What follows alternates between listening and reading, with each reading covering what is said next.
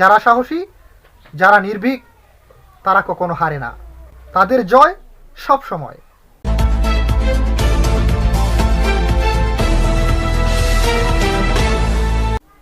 আওয়ামী লীগের নেতাকর্মীদের বর্তমানে সাহস আস্তে আস্তে সঞ্চয় হচ্ছে। তারা দেখতে পারছেন যে না, আমরা তো একেবারে ভীত হয়ে যাচ্ছি না। বিভিন্ন জেলায় বা প্রত্যন্ত অঞ্চলে আমাদের ভাইয়েরা এখনো তো মিছিল মিটিং করতেছে। তার মানে আমরা শেষ হয়ে যাইনি, আমরা একেবারে ধ্বংস হয়ে যাইনি, আমাদের শেষ রক্তবিন্দু এখনো রয়ে গেছে। এই সাহসটাই বর্তমানে আওয়ামী লীগ ধারণ করে আছে। দর্শক, বলছিলাম যশোর জেলায় হাজিরা দিয়ে ফেরার পথে আওয়ামী নেতাকর্মীদের বিক্ষোভ মিছিল। আমি তাদেরকে সাধুবাদ জানাই। দর্শক, ভিডিও ক্লিপটি আপনারা দেখুন, বিস্তারিত ভিডিওর পরে আপনাদের সাথে আলাপ করব।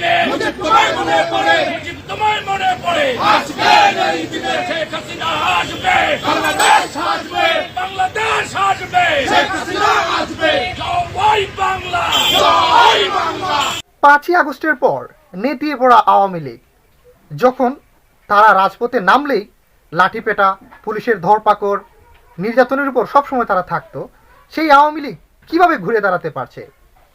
সেই আওয়ামী লীগ ধীরে ধীরে তাদের শক্তি সঞ্চয় করছে এবং বিভিন্ন জায়গায় তারা বিক্ষোভ মিছিল করছে। সেই বিক্ষোভ মিছিল এবং তাণ্ডবের কারণে বর্তমানে এটা নিয়ে চিন্তিত রয়েছেন আমাদের স্বয়ং ডক্টর ইউনূস। আসলে কোন দিক থেকে কোন দিক তিনি সামাল দেবেন যেন কোনো দিকেই দাঁড়া দিশা পাচ্ছেন না আমাদের ডক্টর ইউনূস। দর্শক, এই যে আওয়ামী লীগের নেতাকর্মীরা যে বিক্ষোভ মিছিল তারা করলো, এই একটা অন্তিম সময়ে প্রতিটা দলেই এইরকম একটা অন্তিম সময়ে কিছু নেতাকর্মী থাকে যারা তাদের জীবন বাজি রেখে নিজের দলের জন্য নিজের দলের একটা অস্তিত্ব জানা দিতে চায়। এরা হচ্ছে আওয়ামী লীগের ত্যাগী নেতাকর্মী। আওয়ামী লীগকে বলছে, এদেরকে চিনে রাখুন, এরাই হচ্ছে আপনাদের ত্যাগী নেতাকর্মী। এদেরকে আপনারা ভালো করে চিনে রাখুন। এরা নির্ভীক, এরা সাহসী, এরা ভয় পাবে না কোনো কিছুতে, এরা আপনার দলের জন্য জীবন দিতেও প্রস্তুত। তাহলে বলবেন আপনি এত কেন বাড়িয়ে বাড়িয়ে বলতেছেন? এই যে তারা বর্তমান সময়ে আওয়ামী লীগের ক্রান্তি লগ্নে দাঁড়িয়েছে, অনেক সময় দেখা যায় এইরকম ত্যাগী নেতাকর্মীরা যে কোনো দলেই তারা তাদের ভালো একটা স্থান পায় না, তারা তাদের ভালো একটা মূল্যায়ন পায় না, সেটা বিএনপি হোক, আওয়ামী লীগ হোক, জাতীয় পার্টি হোক।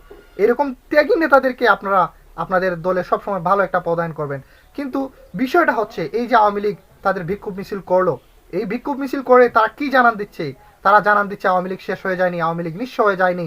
আপনারা যে ভাবছেন যে আওয়ামী লীগ একেবারে শেষ হয়ে গেছে, না, আওয়ামী লীগ শেষ হয়নি, আওয়ামী লীগ জেগে আছে, জেগে থাকবে।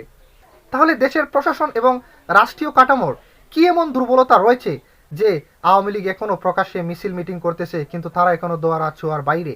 দর্শক, এটার মূল কারণ হচ্ছে এই যে প্রশাসন, সরকারি বেসরকারি বিভিন্ন ধরনের সেক্টরে আওয়ামী লীগের যে দূষররা রয়েছেন, আওয়ামী লীগের যে বন্ধুরা বিভিন্ন প্রশাসনের বিভিন্ন সেক্টরে ঘাপটি মেরে বসে রয়েছে, তারা তাদেরকে মদত দিচ্ছে, তারা তাদেরকে সাহস যোগাচ্ছে, তারা তাদেরকে বিভিন্নভাবে সহায়তা করছে, যার কারণেই আওয়ামী লীগের রাজপথে বিক্ষোভ মিছিল করতে পারতেছে। হাসিনা সরকারের পতনের পর আওয়ামী লীগের নেতাকর্মীরা নিজেরাও বুঝতে পেরেছিল যে না, তারা গত 16 বছরে যা কিছু করেছে আসলে সেগুলা অন্যায় করেছে, যার কারণে তারা ভয় পাচ্ছে রাজপথে দাঁড়াতে। তারা একটা লজ্জা বোধ করতেছে যে যা করেছি বিগত 16 বছরে কোন মুখে আমরা রাজপথে দাঁড়াবো, সেটা তাদের নিজের বিবেককেই তারা করে বেড়ায়, যার কারণে তারা রাজপথে নামতেও হয়তো বা ভয় পাচ্ছে। যার কারণে 5 আগস্টের পরে 1000 নেতাকর্মী নিয়েও আওয়ামী লীগ একটা মিছিল মিটিং করতে পারেনি, সেটা আমরা এখন পর্যন্ত ভালোভাবে ওই রকম দেখতেও পারিনি। কি হতে যাচ্ছে আগামী নির্বাচনে আওয়ামী লীগের ভবিষ্যৎ, কি হতে যাচ্ছে আগামী নির্বাচনে আওয়ামী লীগের দেশের রাজনৈতিক অবস্থান, সেটা নিয়ে আপনাদের মতামত কি আপনারা আমাদের কমেন্ট বক্সে জানিয়ে দেবেন।